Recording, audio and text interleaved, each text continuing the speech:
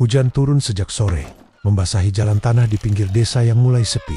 Angin berembus dingin, membawa bau lumpur dan daun busuk. Di ujung kampung berdiri sebuah rumah reyot yang sudah lama kosong. Atapnya miring, dindingnya dipenuhi lumut, dan halaman depannya ditumbuhi ilalang setinggi dada. Disitulah Raka berdiri, memandangi bangunan warisan pamannya yang baru saja meninggal 3 hari lalu. Ia datang bukan karena rindu, melainkan terpaksa. Hidupnya di kota hancur utang menumpuk, pekerjaan hilang, dan tak ada lagi yang bisa ia jual selain harapan terakhir. "Serius, kamu mau tinggal di situ?" tanya Darto, teman lamanya, sambil memegang payung. Raka mengangguk pelan. "Daripada nggak punya tempat," kata warga. "Paman dulu jadi kaya setelah pindah ke sini." Darto menatap rumah itu lama, wahanya ragu. "Kaya sih, iya, tapi matinya aneh. Badannya kering, kayak tip." Raka terdiam, lalu tertawa kecil untuk menepis rasa takut. Namanya juga sakit tua. Mereka masuk setelah pintu didorong paksa. Engselnya berderit panjang, seperti keluhan yang tertahan bertahun-tahun. Di dalam gelap, hanya senter ponsel yang menerangi ruangan. Perabotan masih utuh, tapi berdebu tebal. Di ruang tengah ada kursi goyang yang bergerak pelan, padahal tak ada angin. Darto langsung merinding. Kursinya gerak sendiri. "Mungkin lantainya miring," jawab Raka cepat, meski dadanya ikut sesak. Mereka menyusuri rumah sampai ke belakang. Di sana ada sumur tua, dikelilingi batu hitam. Airnya tidak terlihat, hanya kegelapan pekat. Saat Raka mendekat, terdengar suara, seperti orang menangis pelan dari dalam. "Ai membeku, kamu, Tengger," bisiknya. Darto mengangguk kaku. "Kita pulang aja, Rak." Namun sebelum sempat mundur, suara itu berhenti mendadak. Sunyi, hanya tetesan air hujan dari daun. Raka menelan ludah. Ada rasa one, bukan sekadar takut, tapi seperti tipe. Malam itu Darto pulang, meninggalkan Raka sendirian di rumah warisan tersebut. Hari pertama terasa biasa. Raka membersihkan ruangan, membakar sampah, dan membuka jendela agar cahaya masuk. Anehnya, di salah satu kamar ia menemukan lemari besi kecil yang tidak berkarat sama sekali. Butuh waktu lama, sampai akhirnya kunci tua di bawah kasur bisa membuka pintunya. Di dalam hanya ada 3 benda. Uang tunai terikat kain hitam, foto pamannya yang tampak jauh lebih muda, sebuah buku tipis bersampul kulit. Raka membuka buku itu. Halamannya dipenuhi tulisan tangan merah tua. "Bukan cinta, lebih dark." Isinya bukan cerita, melainkan kalimat perjanjian. Barang siapa menerima rejeki dari sumur ini, maka ia menyerahkan sisa umurnya sebagai gantinya. Raka "Apaan sih?" Ia hampir menutup buku, tapi tiba-tiba lembar terakhir terbuka sendiri. Di sana ada nama pamannya, lengkap dengan tanda tangan, dan di bawahnya masih kosong 1 baris. Tiba-tiba terdengar suara dari belakang, "Kalau mau kaya, tinggal tanda tangan." Raka terlonjak. Ia menoleh cepatak. Ada siapapun? Napasnya memburu. Ia keluar kamar, memeriksa seluruh rumah, kosong. Namun saat kembali ke meja, pena tua sudah tergeletak di atas buku. Padahal tadi tidak ada. Tangannya gemetar. Logikanya menolak, tapi bayangan utang, hinaan penagih, dan hidup melarat menekan pikirannya. "Cuma tulisan doang," gumamnya. Angin tiba-tiba berembus dari arah belakang rumah, membawa suara tangisan yang tadi ia dengar di sumur. Lebih jelas sekarang, lebih seolah menunggu jawaban. Raka menutup telinga. Berhenti. Tangannya tetap bergerak, seperti ditarik sesuatu yang tak terlihat. Ujung pena menyentuh kertas. Baru 1 goresan. Tiba-tiba lampu mati. Jelek total. Dari arah pintu kamar terdengar langkah pelan. Diseret. Raka tak berani menoleh. Suara itu berhenti tepat di belakangnya. Lalu sebuah bisikan dingin menyentuh telinganya. "Jangan setengah hati, nyawamu yang jadi bayarannya." Raka menjerit dan menjatuhkan pena. Lampu menyala kembali. Tak ada siapapun di belakangnya. Namun saat ia melihat buku itu lagi, namanya sudah tertulis penuh. Bukan dengan tinta, melainkan dengan darah yang masih basah menetes di halaman. Dari arah sumur, tangisan berubah menjadi tawa lirih. Malam pertama di rumah warisan itu pun berakhir dengan perjanjian yang sudah terlanjur terjadi. Dan Raka belum sadar. Sejak namanya tertulis, hitungan umurnya sudah mulai diambil sedikit demi sedikit. Pagi pertama setelah kejadian itu terasa janggal, Raka terbangun di kursi ruang tengah, bukan di kamar. Lehernya pegal, kepala berat seperti habis demam. Buku perjanjian semalam sudah tidak ada di meja. Ia berdiri pelan, mencoba mengingat, cuma mimpi. Gumamnya meyakinkan diri. Namun keyakinan itu runtuh saat melihat telapak tangannya. Ada noda merah gelap di ujung jari, seperti bekas darah yang sudah mengering.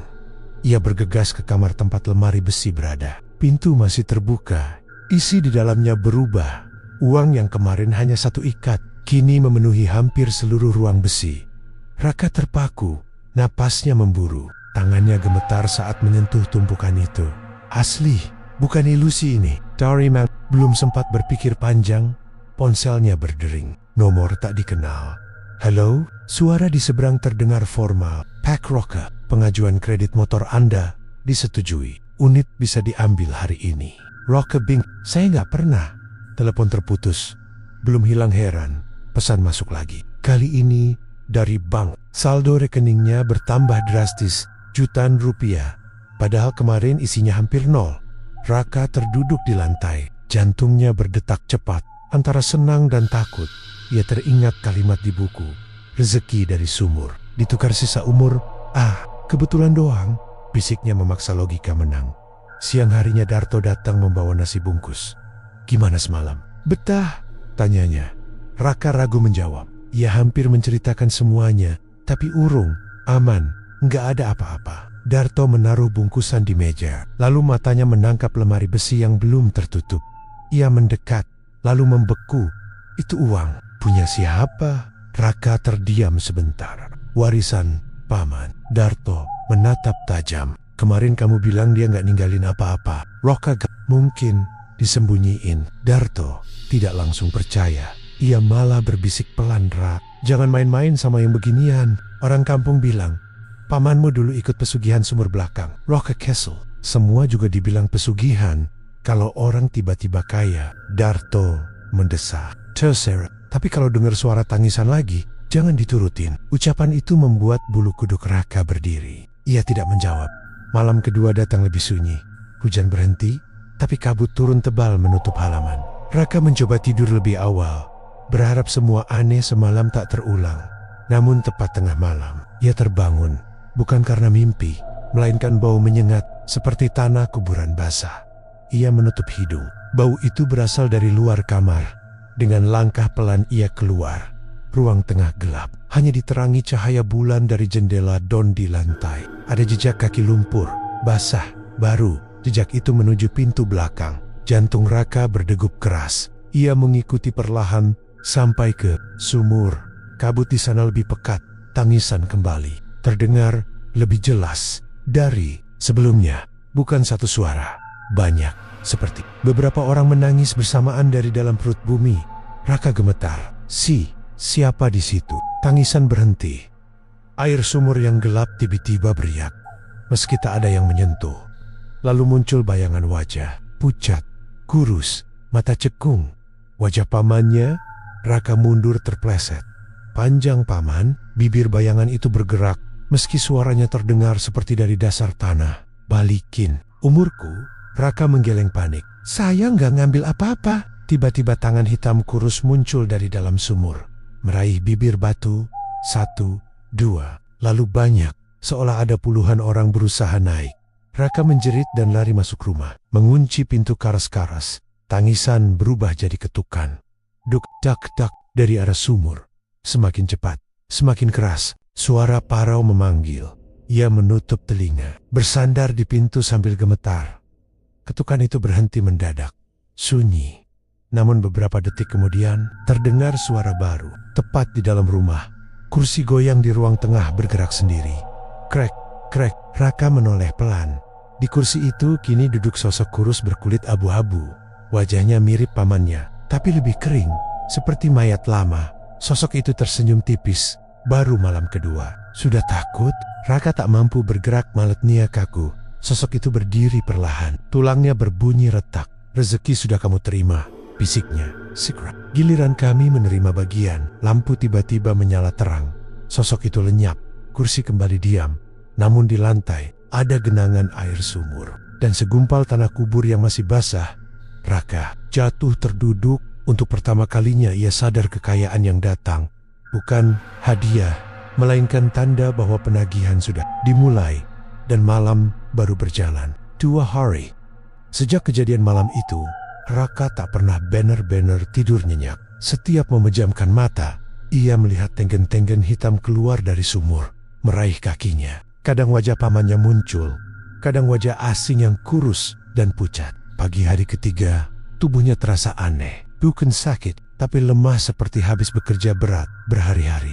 Ia berdiri di depan cermin kamar mandi. Sekilas tak ada yang berubah. Namun saat ia mendekat, napasnya tertahan. Di sudut mata kirinya muncul kerutan tipis yang kemarin belum ada. Parison, gumamnya pelan. Ia menyentuh pipinya. Kulitnya terasa lebih kering. Kurang tidur doang. Ia mencoba menenangkan diri. Tapi jauh di dalam, ada rasa takut yang mulai tumbuh. Siang harinya Raka pergi ke kota untuk memastikan saldo rekeningnya. Ia menarik uang di ATM. Jumlahnya terus bertambah. Bahkan setelah ia belanja dan membayar sebagian utang, penagih yang biasanya galak kini mendadak ramah. Wah, Rak, Logi, Hoki, yak, kata salah satu dari mereka sambil tertawa. Raka hanya tersenyum tipis. Di parkiran, Darto sudah menunggu. Kamu berubah cepat banget, ucapnya curiga. Maksudnya, utang lunas, rekening tebal, tapi muka kamu pucat. Raka menghela napas. Ia akhirnya bercerita sebagian tentang uang di lemari, suara tangisan, dan bayangan pamannya. Darto langsung diam lama. Kamu tanda tangan perjanjian itu? Tanyanya pelan. Raka enggak sengaja. Darto mengusap wajah kasar. Rak, itu bukan pesugihan biasa. Kalau tumbalnya diri sendiri, artinya umurmu yang diambil. Raka tersentak. Diambil siapa? Darto menatapnya serius. Yang dulu pernah bikin perjanjian juga. Mereka belum lunas. Ucapan itu membuat udara terasa lebih dingin. Malam ketiga datang tanpa hujan, tapi langit gelap seperti tertutup asap. Raka mencoba menghindari sumur. Ia mengunci pintu belakang, menutup jendela, bahkan menyalakan semua lampu.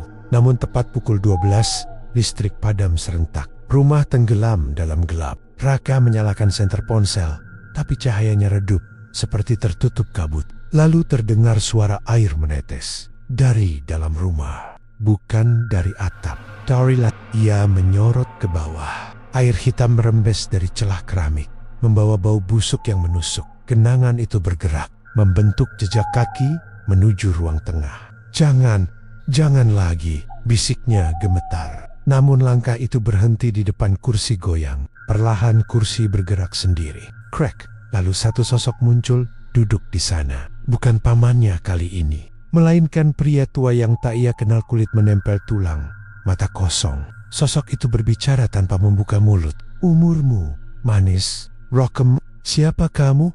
Aku, yang dulu tanda tangan sebelum pamanmu. Suara itu serak seperti tanah digesek batu. Umurku belum lunas, sekarang diambil dari kamu. Raka menggeleng keras. Saya nggak mau. Sosok itu tertawa lirih. Dari balik tubuhnya muncul bayangan lain. Lalu, satu lagi. Lalu, semua kurus, pucat, dengan mata kosong.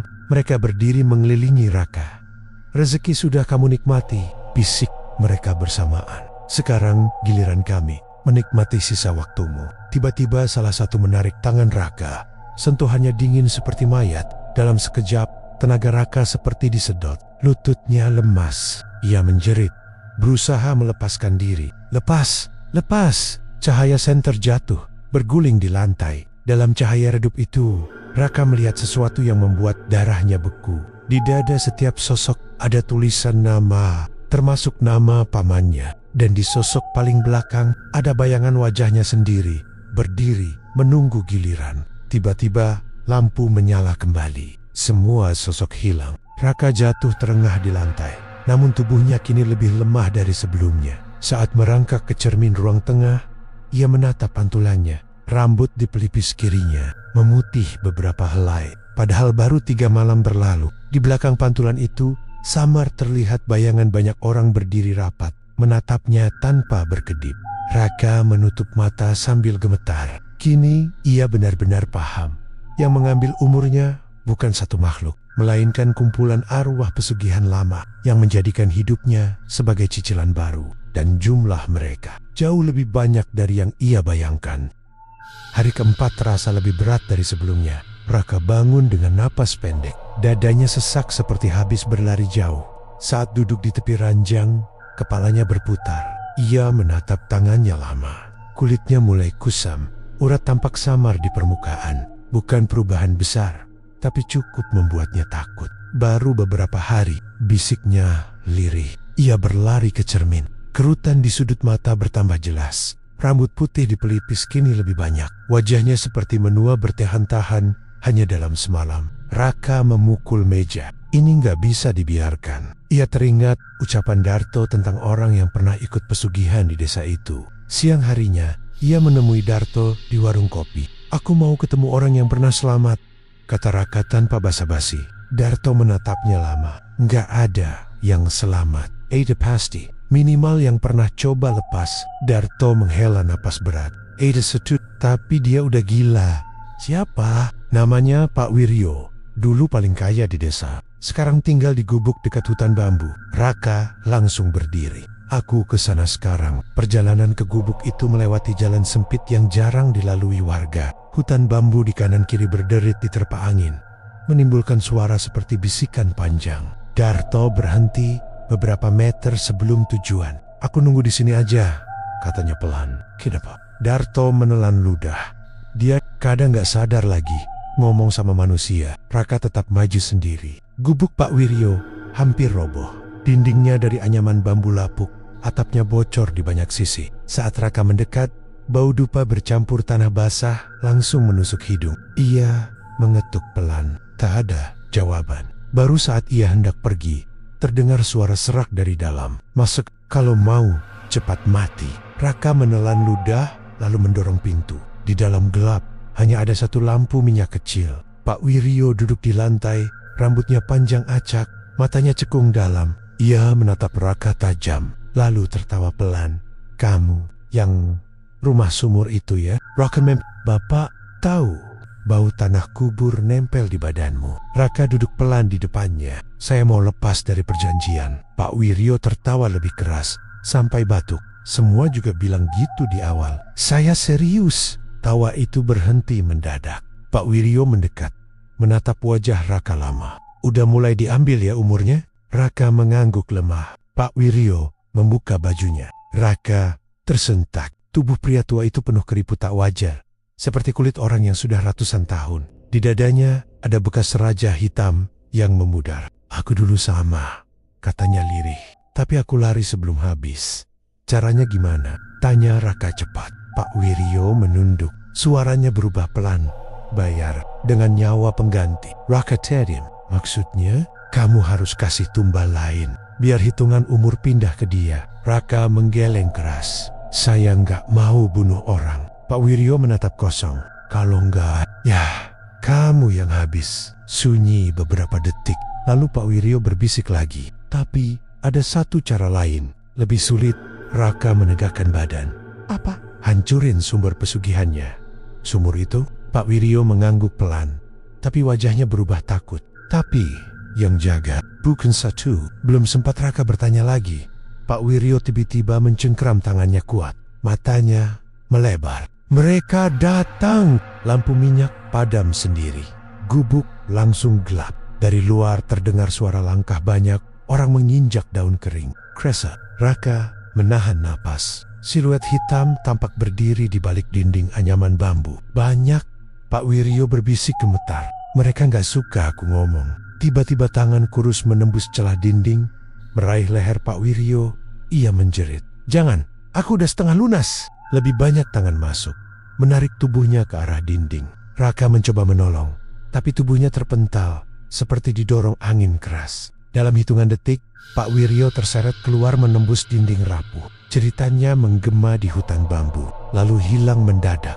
Sunyi, hanya suara daun bergoyang. Raka merangkak keluar gubuk. Tak ada siapapun, hanya bekas seretan di tanah yang berakhir mengarah ke desa, tepatnya ke rumah sumur milik Raka. Saat ia kembali malam itu, pintu belakang rumah sudah terbuka. Padahal tadi ia kunci rapat. Di dekat sumur, ada bekas tubuh diseret masuk, dan di bibir batu tergeletak kain milik Pak Wiryo, basah oleh air hitam. Dari dalam sumur terdengar suara baru. bukan tangisan, melainkan tawa banyak orang, bercampur jeritan Pak Wiryo yang kini terdengar jauh di dasar kegelapan.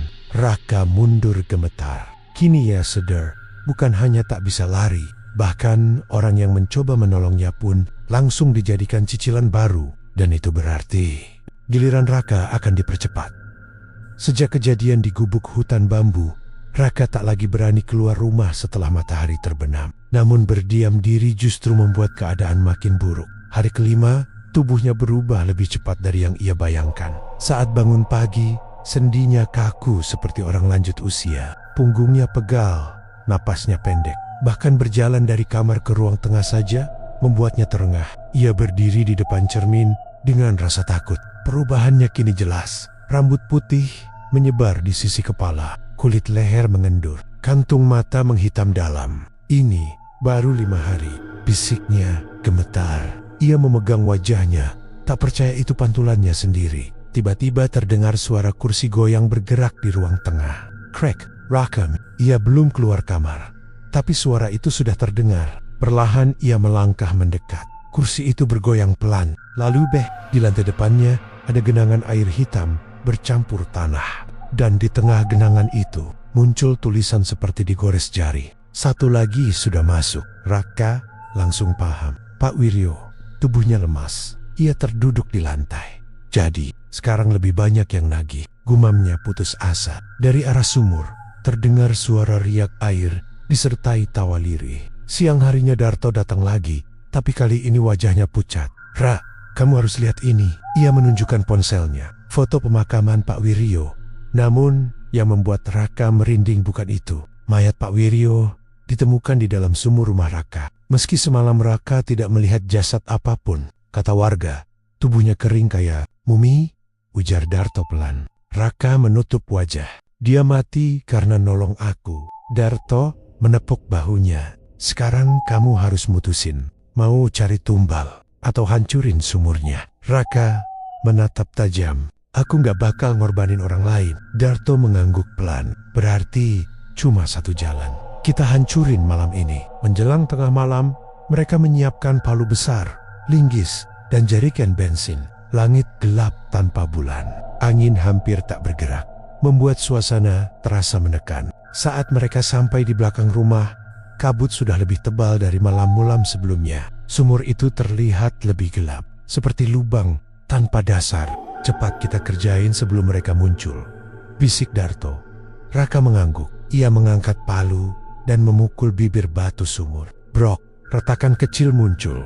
Belum sempat pukulan kedua, air di dalam sumur bergolak keras. Suara jeritan langsung meledak dari dalam. Bukan satu, puluhan.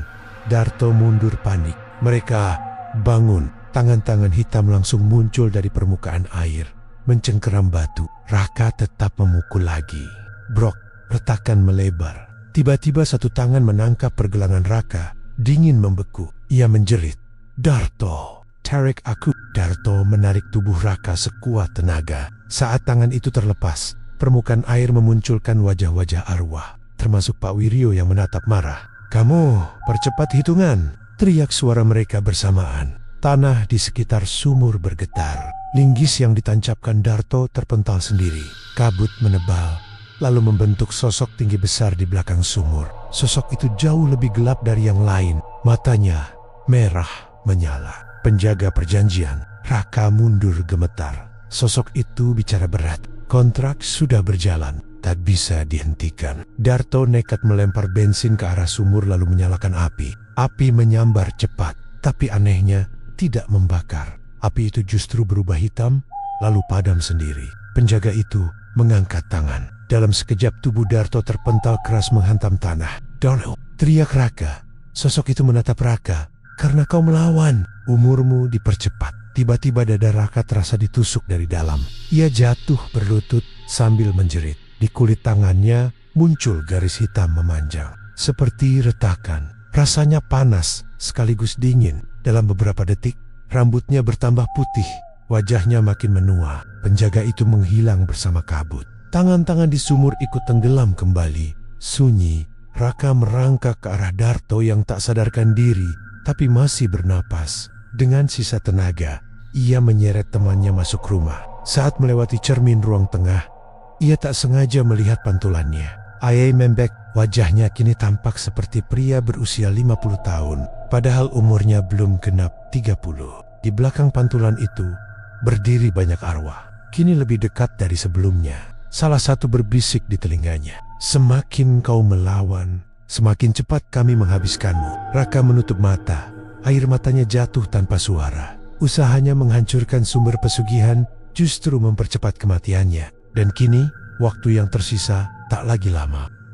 Pagi setelah percobaan menghancurkan sumur itu, terasa seperti mimpi buruk yang belum selesai. Raka duduk di tepi ranjang sambil menatap tangannya lama. Garis hitam yang semalam muncul, kini membentang dari pergelangan sampai siku. Warnanya pekat, seperti retakan di tanah kering. Setiap kali disentuh, rasa nyeri menjalar sampai dada. Ia berdiri perlahan menuju cermin. Pantulan di depannya membuat napasnya tercekat.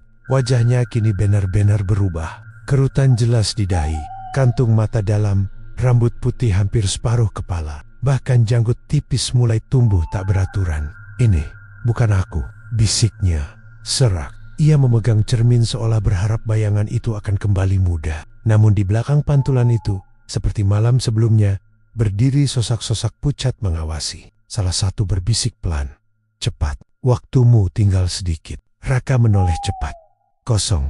Saat menatap cermin lagi, sosok itu hilang. Darto siuman menjelang siang di ruang tengah. Kepalanya dibalut kain, tubuhnya masih lemas. "Rak," gumamnya. Raka segera mendekat. "Kamu masih sakit?" Darto menatap wajah Raka lama. Lalu, "Ya, kamu makin tua."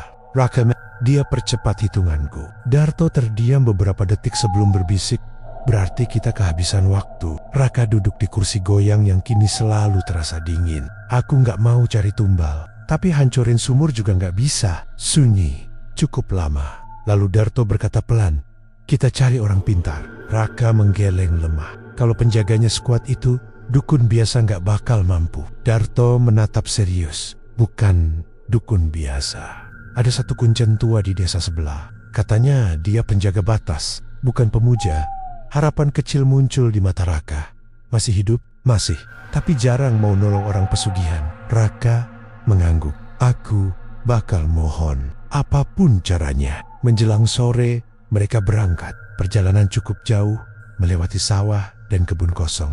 Rumah kuncen itu berdiri di tepi pemakaman tua, dikelilingi pohon beringin besar. Udara di sana lebih dingin, meski matahari belum tenggelam. Seorang pria sepuh duduk di beranda, mengenakan sarung lusuh dan ikat kepala hitam. Matanya tajam, meski tubuhnya kurus. "Kalian dari rumah sumur," katanya sebelum mereka bicara. Raka langsung bersimpuh. "Tolong, saya Pak." Pria tua itu menatap lama, lalu menghela napas berat. "Kamu tanda tangan perjanjian tukar umur." Raka mengangguk. "Dan kau melawan penjaganya." Raka kembali mengangguk. Pria itu berdiri pelan.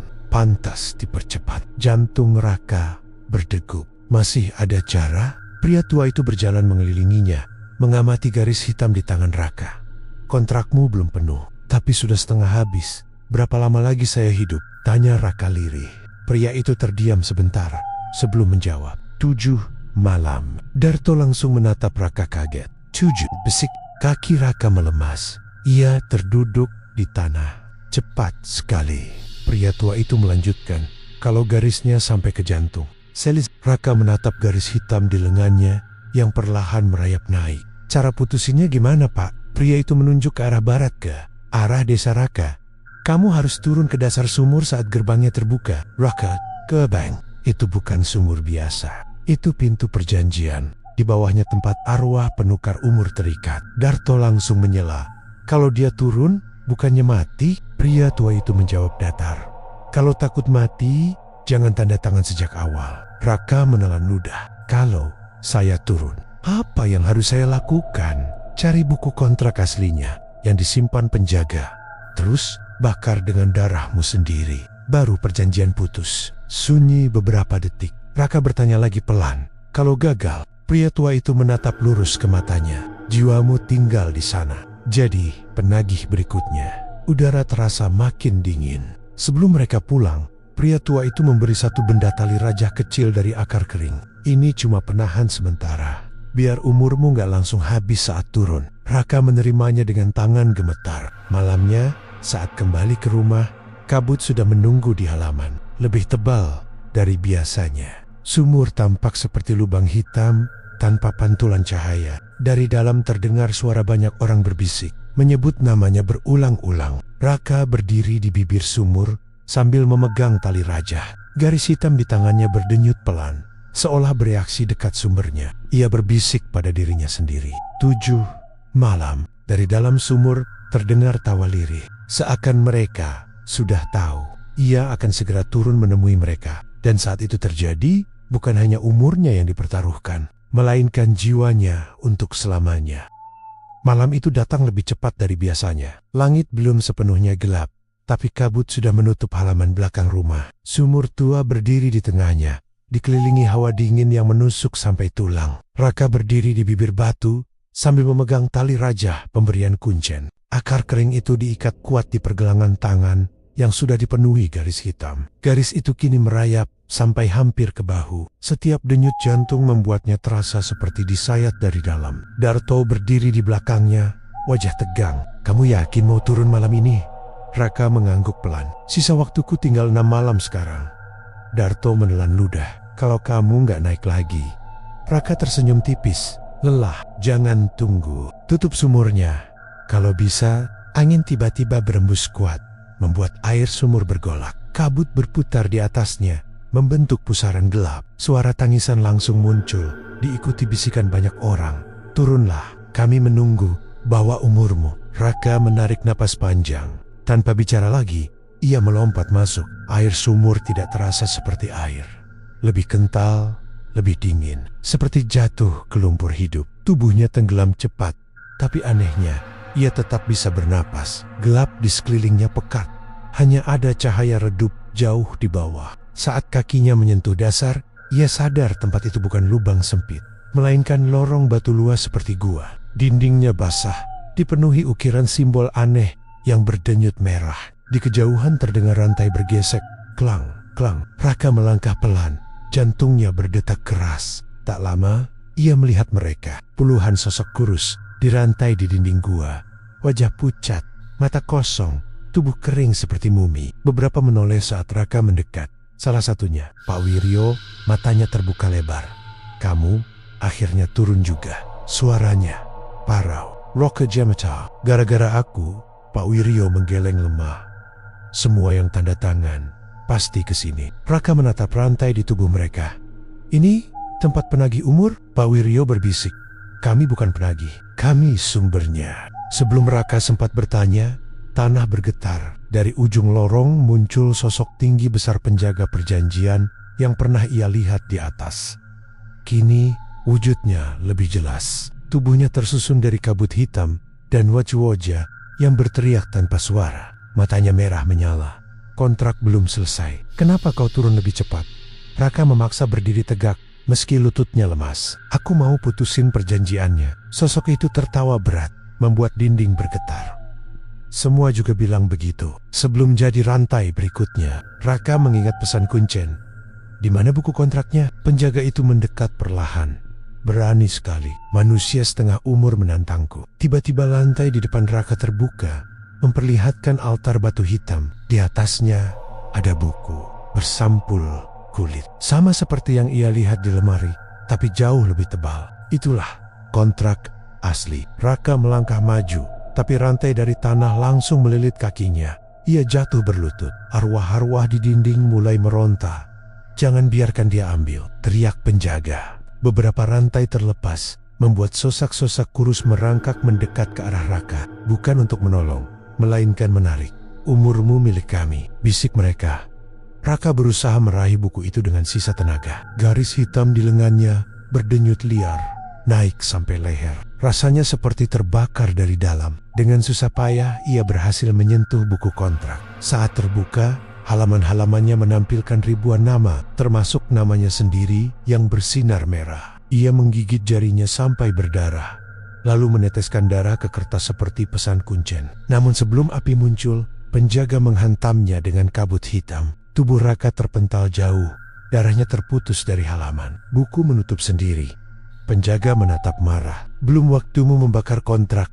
Ia mengangkat tangan. Rantai-rantai melesat, mengikat tubuh Raka kuat. Pak Wiryo berteriak dari dinding. "Rak, jangan berhenti! Darahmu kuncinya!" Penjaga menoleh tajam, lalu menarik rantai Pak Wiryo sampai tubuhnya hancur jadi abu. Raka menjerit marah. Dengan sisa tenaga, ia menggesekkan tali rajah di pergelangan ke rantai yang mengikatnya. Tali itu terbakar cahaya redup, lalu memutus satu lilitan. Cukup untuk membuatnya bebas satu tangan. Ia meraih pecahan batu tajam di lantai, melukai telapak tangannya sendiri lebih dalam. Darah mengucur. Dengan langkah goyah, ia kembali menuju altar. Penjaga meraung.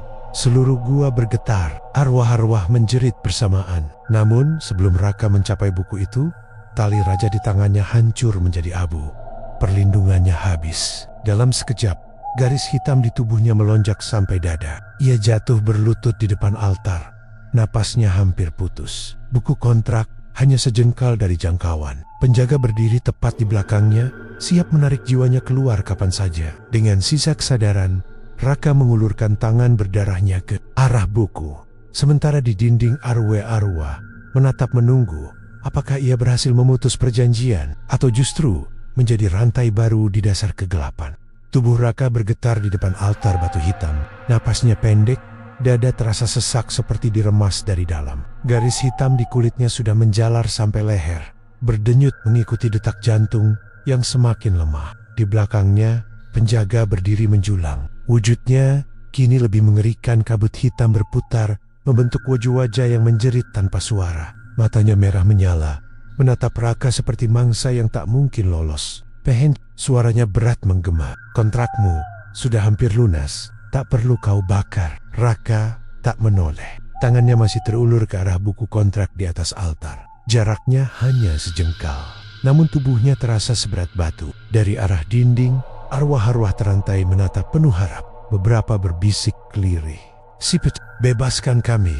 Umur kami diambil paksa." Suara mereka membuat Raka menguatkan diri. Ia menggeser lututnya maju sedikit demi sedikit. Penjaga mengangkat tangan. Rantai hitam langsung melesat, melilit pinggang Raka, menariknya mundur. Raka menjerit, tapi tangannya berhasil menyentuh ujung buku. Sentuhan itu membuat halaman terbuka sendiri. Nama-nama di dalamnya menyala merah, termasuk miliknya, yang kini hampir seluruhnya berubah hitam. Artinya, sisa umurnya tinggal sedikit. Penjaga menggeram. Manusia keras kepala. Kabut hitam menghantam punggung Raka, membuatnya tersungkur. Darah di telapak tangannya tercecer ke lantai batu. Namun sebagian darah jatuh ke halaman terbuka. Sekejap, buku itu bergetar. Asap tipis muncul dari tulisan. Penjaga langsung meraung marah. "Canggin." Raka sadar darahnya memang kunci. Dengan sisa tenaga, ia menggenggam tepi altar, lalu memukul telapak tangannya sendiri ke batu tajam, sampai lukanya terbuka lebar. Darah mengalir deras. Ia menumpahkannya ke atas buku. Api kecil langsung menyala dari huruf-huruf kontrak. Arwah-arwah di dinding menjerit bukan kesakitan, tapi seperti harapan. Rantai mereka mulai retak. Penjaga mengamuk. Kabutnya berubah badai hitam yang memutar seluruh gua. Batu-batu runtuh, tanah bergetar. Ia mencengkeram leher Raka dari belakang, mengangkat tubuhnya. "Kalau kontrak terbakar, kau ikut musnah." Raka tersikik, tapi tangannya tetap menekan buku yang mulai terbakar. "Biar," seraknya. Asap. Semua bebas. Api makin besar, menjalar ke halaman lain. Nama-nama mulai hangus satu persatu. Setiap nama terbakar, satu rantai di dinding putus. Arwah-arwah jatuh bebas, tapi tidak menyerang. Mereka justru berdiri mengelilingi altar, menatap penjaga dengan kebencian lama. Penjaga meraung lebih keras, lalu menancapkan tangannya ke dada Raka. Raka menjerit saat merasa sesuatu ditarik dari tubuhnya, seperti napas hidupnya dicabut paksa. Garis hitam di tubuhnya melonjak sampai wajah. Matanya mulai redup. Api di buku hampir padam karena ia melemah. Salah satu arwah mendekat wajahnya pamannya sendiri. Ia berbisik pelan, "Lanjut, kami bantu." Tiba-tiba arwah-arwah lain mengulurkan tangan ke api, meniupkan energi redup seperti angin arwah. Api menyala kembali. "Lebih besar." Penjaga mundur beberapa langkah. Tubuh kabutnya mulai terurai. Pengkhianat, teriaknya pada arwah-arwah itu. Namun mereka kini tak terikat lagi. Ratusan tangan pucat menahan tubuh penjaga, membuatnya tak bisa mendekat ke altar. Raka menggunakan sisa kesadarannya untuk menjatuhkan seluruh tubuhnya ke atas buku yang terbakar. Darahnya mengalir menambah nyala api. Kontrak utama mulai hangus dari tengah. Teriakan penjaga mengguncang seluruh gua. Tubuhnya retak seperti kaca hitam. Saat halaman terakhir terbakar, ledakan cahaya merah meledak dari altar. Raka terpental keras ke lantai. Ia hampir tak bisa bergerak. Garis hitam di tubuhnya berhenti menjalar, lalu perlahan memudar sedikit. Penjaga berlutut, tubuhnya hancur berkeping kabut. Sebelum lenyap, ia menatap Raka. Kontrak putus, tapi harga tetap dibayar. Tubuhnya pecah jadi asap dan terserap ke dalam tanah. Sunyi mendadak memenuhi gua. Rantai-rantai sudah hancur seluruhnya. Arwah-arwah berdiri bebas. Sebagian menatap Raka, bukan marah, tapi iba. Pamannya mendekat, berlutut di sampingnya. Kau berhasil, tapi umurmu sudah terlanjur banyak diambil. Raka mencoba bicara, tapi suaranya hampir hilang. Berapa sisa? Pamannya terdiam sebentar sebelum menjawab pelan. Sangat sedikit. Cahaya mulai muncul dari atas gua. Pintu sumur terbuka kembali. Arwah-arwah satu persatu naik mengikuti cahaya. Akhirnya bebas. Sebelum pergi, pamannya berkata, "Terima kasih, meski kau harus bayar mahal." Raka ditinggal sendirian di dasar gua yang kini runtuh perlahan. Dengan sisa tenaga, ia merangkak menuju cahaya di atas. Setiap gerakan terasa seperti menghabiskan hidupnya. Namun satu hal pasti, perjanjian pesugihan itu sudah hancur. Tak ada lagi penagihan umur. Hanya waktu yang tersisa untuk Raka mungkin tak cukup untuk menikmati kebebasannya sendiri. Cahaya dari mulut sumur terasa semakin jauh. Raka merangkak di lantai gua yang mulai runtuh. Batu-batu kecil berjatuhan, debu memenuhi udara. Setiap tarikan napas terasa berat, seperti paru-parunya dipenuhi pasir. Garis hitam di tubuhnya memang berhenti menjalar, tapi bekasnya masih ada seperti retakan kering di kulit tua. Ia mengangkat kepala pelan. Cahaya itu masih di atas, tapi tubuhnya makin lemah. "Aku harus naik," bisiknya parau. Dengan sisa tenaga, ia memaksakan diri berdiri. Kakinya gemetar hebat, tapi ia terus melangkah menuju dinding batu yang kini berubah seperti tangga alami. 1 pit, 2 pit, baru beberapa langkah, lututnya goyah dan ia hampir jatuh lagi. Dari bawah, terdengar suara runtuhan makin keras. Gua itu benar-benar akan hancur bersama sisa perjanjian yang terbakar. Raka menutup mata sebentar, mengumpulkan tenaga terakhir. "Aku harus keluar." Ia kembali memanjat. Di atas, Darto masih menunggu di bibir sumur sejak Raka melompat turun. Matanya sembab, wajahnya pucat karena tidak tidur semalaman. Air sumur yang biasanya hitam kini mulai jernih, tapi bergolak tak wajar. Tiba-tiba cahaya merah menyala dari dalam, diikuti suara ledakan jauh di bawah. Darto berdiri panik. "Rah, kamu dengar aku?" Tak ada jawaban. Beberapa detik kemudian, permukaan air berputar seperti pusaran. Lalu sebuah tangan muncul, lemah, berlumur darah. Darto langsung berlutut menariknya. Pegang kuat. Dengan susah payah, ia menarik tubuh Raka keluar dari sumur.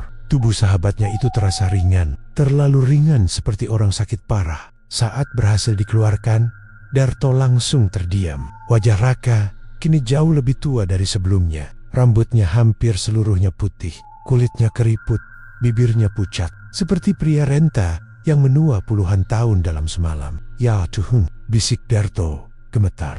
Raka membuka mata pelan. Udah habis." Darto mengangguk cepat.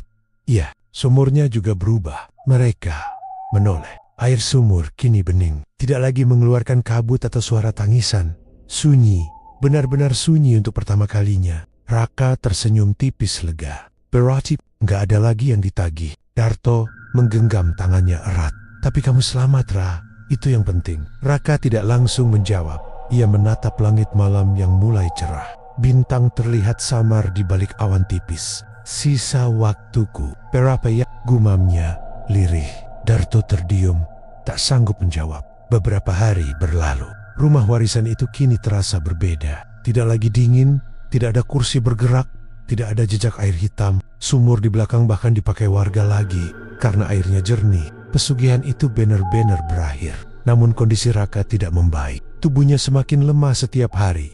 Ia lebih sering duduk di teras, memandangi jalan desa yang ramai oleh aktivitas pagi. Suatu sore, Darto duduk di sampingnya membawa teh hangat. "Kamu nyesel?" tanyanya pelan. Raka tersenyum kecil. "Nyesel?" Tanda tangan. "Iya." Ia berhenti sebentar. "Tapi nggak nyesel bakar kontraknya." Darto menatapnya. "Kenapa? Kalau nggak, bakal lebih banyak orang jadi korban, termasuk kamu." Darto menunduk. Matanya basah. Angin sore berembus pelan, menerbangkan daun kering di halaman. Raka menatap tangannya yang kini keriput penuh. Garis hitam memang memudar, tapi bekasnya tetap terlihat. Tanda umur yang sudah diambil tak bisa kembali. Malam harinya, Raka meminta dipindahkan ke kamar depan menghadap jendela yang langsung melihat sumur. "Aku pengen lihat tempat itu terakhir kali," katanya. Darto menurut. Menjelang tengah malam, Raka terbangun. Bukan karena sakit, melainkan perasaan hangat yang aneh. Ia melihat ke arah jendela di dekat sumur. Berdiri sosak-sosak, samar bercahaya redup. Bukan menakutkan, lebih seperti bayangan damai. Ia mengenali beberapa wajah Pak Wiryo, pamannya, dan arwah lain yang dulu terikat. Mereka tidak menangis lagi, tidak memanggil, hanya menunduk, seperti memberi hormat. Raka tersenyum lemah. "Udah bebas ya, kalian?" Salah satu mengangguk pelan sebelum satu persatu menghilang bersama angin malam. Sunyi kembali memenuhi halaman. Raka menyandarkan kepala ke bantal. Napasnya mulai teratur. Lalu Darto yang berjaga di samping ranjang langsung sadar perubahan itu. Raka membuka mata terakhir kali. "Jaga, jangan sampai ada lagi yang bikin perjanjian." Darto menggenggam tangannya erat. "Iya, aku janji." Raka tersenyum tipis. Lalu napasnya berhenti perlahan. Wajahnya tetap damai, meski menua sebelum waktunya. Di luar, angin berembus lembut melewati sumur yang kini hanya sumur biasa tanpa tangisan, tanpa kutukan. Perjanjian pesugihan itu memang sudah hancur. Arwah-arwah sudah bebas. Namun harga tetap dibayar lunas. Dengan satu nyawa yang menukar kebebasan banyak jiwa lainnya. Dan sejak malam itu, tak ada lagi yang berani mendekati sumur tersebut. Kecuali untuk mengingat bahwa kekayaan instan selalu menagih sesuatu yang jauh lebih mahal dari harta.